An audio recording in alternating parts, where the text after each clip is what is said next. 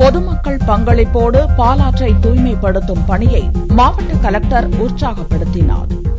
வேலூர் மாவட்டம் பாலாற்றில் குப்பைகள், கழிவுகள், வேலிக்காத்தான் முள் மரங்கள் மண்டி கிடக்கின்றன. இவற்றை தூய்மைப்படுத்தும் பணி பசுமை வேலூர் இயக்கம், தொழில்நுட்ப பல்கலைக்கழகத்தினர், அரசு அதிகாரிகள் மற்றும் பொதுமக்கள் பங்களிப்போடு துவங்கியது. இப்பணி நிறைவடையும் போது 28 லட்சம் சதுரடி தூரம் பாலாறு தூய்மையாக இருக்கும் என்று எதிர்பார்க்கப்படுகிறது. இன்று பேஸ் 1 ஏறத்தாழ 28 லட்சம் ஸ்கொயர் ஃபீட் சுத்தம் செய்யப்பட்டது.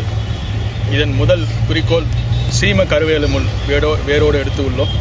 அப்புறமா ஆற்றை சமப்படுத்தினோம்.